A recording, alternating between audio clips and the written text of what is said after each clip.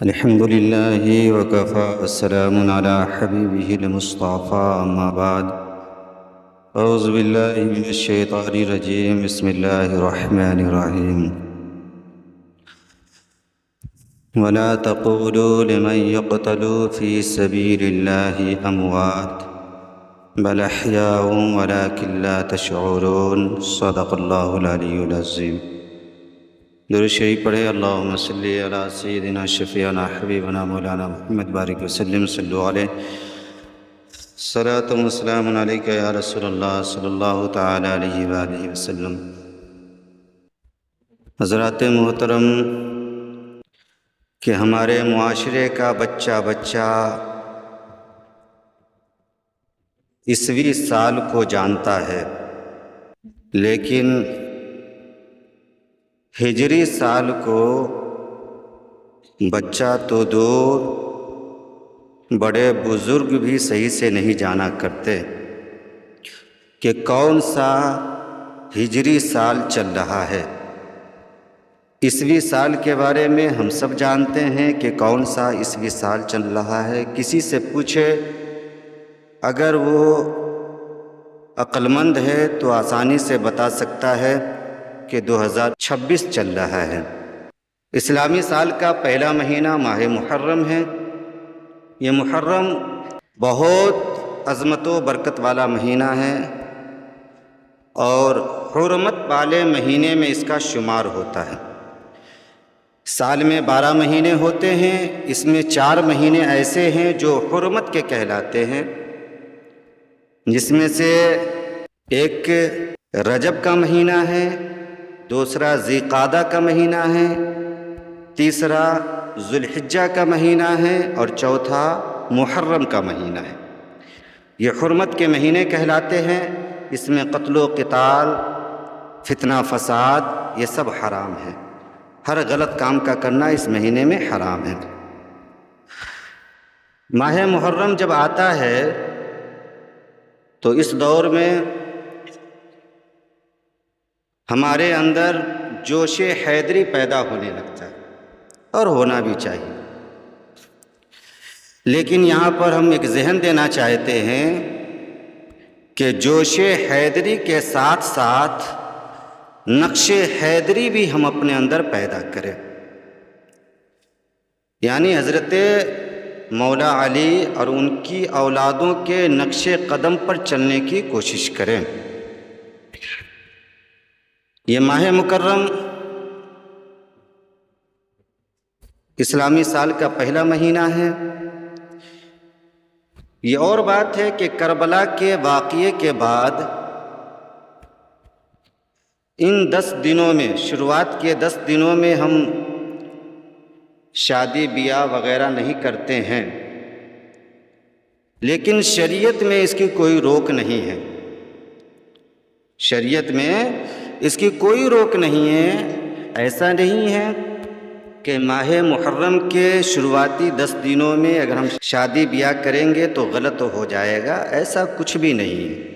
یہ اور بات ہے کہ ہم یاد حسین میں ڈوب جایا کرتے ہیں، کربلا کے شہیدوں کی یادوں میں ڈوب جایا کرتے ہیں، جس کے سبب ہم شادی بیاہ ان 10 دنوں میں نہیں کیا کرتے۔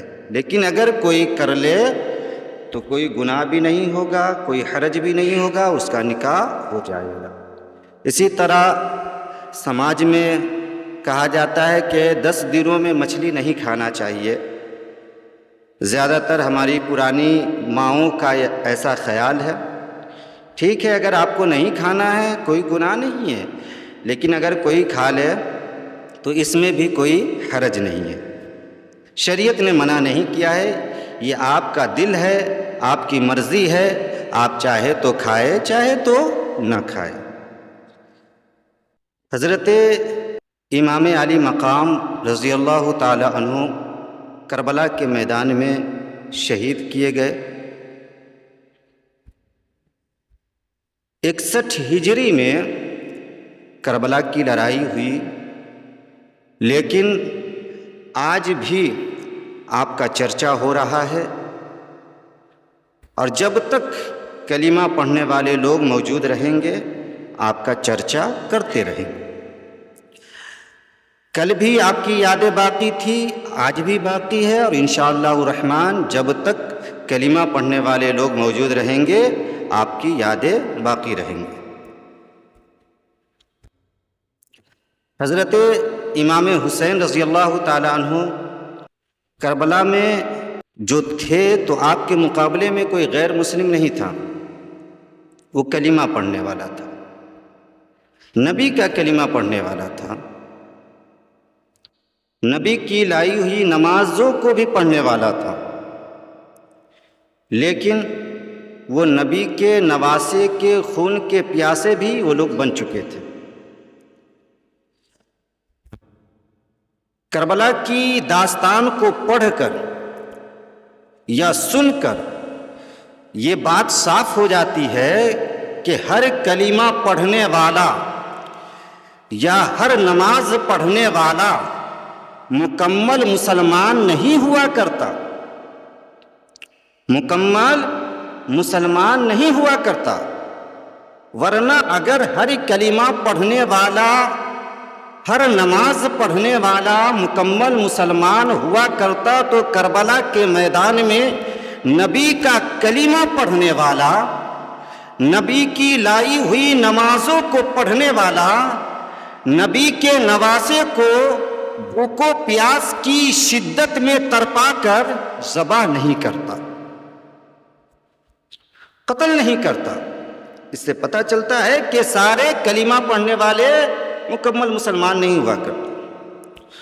اچھا، کربلا کے واقعے سے یہ بات بھی صاف ہو جاتی ہے کہ تعداد دیکھ کر اقتدا نہیں کرنی چاہیے، ایمان دیکھ کر اقتدا کرنی چاہیے، کہ جس ایمان کی ہم اقتدا کرنے جا رہے ہیں وہ عاشق رسول ہے یا نہیں ہے، وہ عاشق اہل بیت اطہار ہے یا نہیں ہے، وہ عاشق صحابہ ہے یا نہیں ہے، وہ عاشق صالحین ہے یا نہیں ہے۔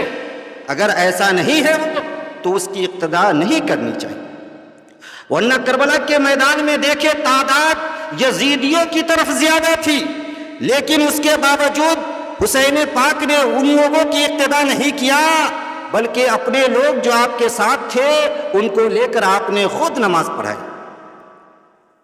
تو ہر کلمہ پڑھنے والا، ہر نماز پڑھنے والا مکمل مسلمان نہیں ہوا کرتا۔ مکمل مسلمان ہونے کے لیے اپنے سینے میں اللہ کے بعد سب سے زیادہ رسول اللہ کی محبت پیدا کرنی ہوگی، اور رسول کے ساتھ ساتھ ان کے گھر والوں کی بھی محبت پیدا کرنی ہوگی، تب جا کر آپ مکمل مسلمان ہو سکتے۔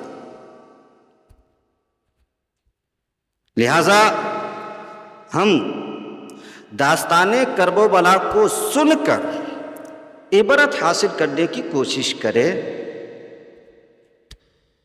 اور برے کاموں سے باز رہیں۔ ہم حسین پاک کے چاہنے والے ہیں تو نمازوں کو ادا کرے، شراب خوری کو چھوڑے۔ اگر شرابوں کا پینا، جھوٹ کا بولنا، غلط کاموں کا کرنا بہتر ہوتا تو حسین پاک یزید کے ہاتھ پر بیعت کر لیتے، جان بھی بچ جاتی، مال بھی آ جاتا، لیکن حسین پاک نے ایسا نہیں کیا۔ تو اس سے پتہ چلتا ہے کہ نہ غلط کرے اور نہ غلط کرنے والوں کا سپورٹ، اس لیے کہ غلط کا سپورٹ کرنے والا بھی غلط کام کرنے والے کے جیسا ہی ہوا کرتا ہے۔ تو جوش حیدری پیدا کرنے کے ساتھ ساتھ نقش حیدری بھی اپنے اندر پیدا کرے، نمازوں سے محبت کرے۔ آج ہمارا معاشرہ نہ جانے کس گناہ کے دلدل میں اپنے پاؤں کو تیزی کے ساتھ رکھ رہا ہے، اور اپنے آپ کو یہ تصور کر رہا ہے کہ وہ کامیابی کی منزل کی طرف اپنے قدموں کو بڑھا رہا ہے۔ کبھی ہمارا نوجوان طبقہ اپنے ہاتھوں کو اپنے سینے پر رکھ کر رات کے سناٹے میں یہ سوچا کہ ہم اپنے وقتوں کو فضول باتوں میں، فضول کاموں میں خرچ کر دیتے ہیں، آخر ہم نماز کیوں نہیں پڑھتے ہیں؟ کیا ہم رب کی بندگی کے لیے پیدا نہیں کیے گئے ہیں؟ صرف کہنے کے ہم مسلمان ہیں، صرف بولنے کے ہم عاشق مصطفیٰ ہیں، صرف نعرہ بلند کرنے کے لیے ہم عاشق امام حسین ہیں؟ کربلا کو دیکھے کہ حسین پاک نے آخری وقت میں بھی سجدہ کرنا نہیں چھوڑا، آخری وقت میں بھی آپ نے سجدہ کیا، اور ایسا خوبصورت اور انوکھا سجدہ آپ نے کیا کہ فرش والوں نے حسین کو سجدہ کرتے دیکھا، عرش والوں نے حسین کو سجدہ کرتے دیکھا، چشمے فلک نے حسین کو تلواروں کے سائے میں سجدہ کرتے دیکھا، تیروں کی بارش میں حسین کو سجدہ کرتے دیکھا، اور سجدہ کیا کہ سجدہ میں سر جھکتے تو سبوں نے دیکھا، لیکن سجدہ سے سر اٹھتے کسی نے بھی نہیں دیکھا۔ آپ کیسے تھے جو نمازوں سے اس طرح محبت کیا کرتے تھے، سجدوں سے محبت کیا کرتے تھے؟ حضرت مولا علی کو دیکھے ایک وقت کی آپ کی نماز قضا ہوئی، رونے لگے۔ ہم ذرا سوچے کہ ہم بھی عاشق اہل بیت اطہار کہلاتے ہیں، نعرہ بلند کرتے ہیں، لیکن آخر ہم نماز سے دوری کیوں بنا رہے؟ کبھی ہم ہاف کپڑے پہننے میں شرماتے نہیں ہیں؟ سے لے کر گھٹنوں تک کھولنے میں شرم محسوس نہیں کرتے ہیں؟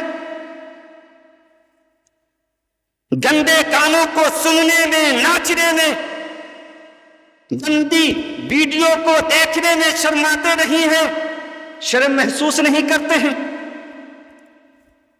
لیکن قرآن پڑھنے میں، اللہ کی تسبیح بولنے میں، علماء کی صحبت میں بیٹھنے سے، نماز پڑھنے سے آخر ہم شرم محسوس کیوں کرتے؟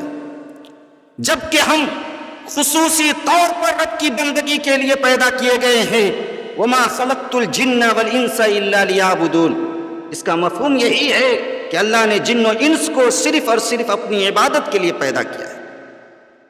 مسلمانوں اور خاص کر نوجوانوں، اب نہ سنبھلو گے تو کب سنبھلو گے؟ ساری داستانیں تمہاری مٹائی جا رہی ہے، اب اپنے اندر اسلامی پہچان نہ لاؤ گے تو کب لاؤ گے؟ جب سب ختم کر دیے جائیں گے۔ ذرا سوچو، اپنے گریبان میں جھانکو کہ آپ کیا کر رہے ہو، کس کے ساتھ اٹھن بیٹھن کر رہے ہو، کس کی صحبت میں زندگی کے لمحات کو گزار رہے ہو۔ جس کام کے لیے آپ آئے، جس کام کے لیے اس دنیا میں بھیجے گئے، اسی کام کے کرنے سے آپ شرما رہے ہو۔ گرمی ہو، ٹھنڈی ہو، ہر موڑ پر نوجوان مل جائیں گے آپ کو، لیکن مسجد میں نہ ملیں گے۔ اب مسجد میں نہ آتے تو گھر میں بھی نہیں پڑھتے ہیں۔ بہت شرم اور افسوس کی بات ہے۔ جبکہ تعلیم آپ کے پاس آ گئی، اچھا تجربہ ہو گیا، پہننے، اوڑھنے، بولنے، چالنے کی صلاحیت آپ کے اندر پیدا ہو گئی، پھر بھی آپ شرما رہے ہو رب کی بندگی کرنے سے۔ لہذا اس نئے سال میں، جو آنے والا نیا سال ہے، اس میں آپ اپنی سوچ کو بدلے، اپنی فکر کو بدلے، اپنی زندگی کے سالوں کو مد نظر رکھتے ہوئے اپنے رب کی بندگی کرنا شروع کر دے، اللہ اس کے رسول کو خوش کرنے والا کام کرنا شروع کر دے۔ جب ایسا کریں گے تو انشاءاللہ الرحمن اللہ تعالی ہمیں فلاح و بہبودی سے نوازے گا، کامیابی و کامرانی سے بھی نوازے گا۔ اللہ تعالی ہم سبوں کو اپنے کیے ہوئے گناہوں پر نادم و شرمندہ ہو کر سچی پکی توبہ کرنے کی توفیق عطا فرمائے، اور توبہ پر قائم رہ کر زندگی کے لمحات کو صحیح طریقے سے گزارنے کی توفیق عطا فرمائے، خصوصی طور پر نمازوں کی پابندی اور بڑے چھوٹوں کا ادب و احترام کرنے کی توفیق عطا فرمائے۔ وآخر دعوانا ان الحمدللہ رب العالمین۔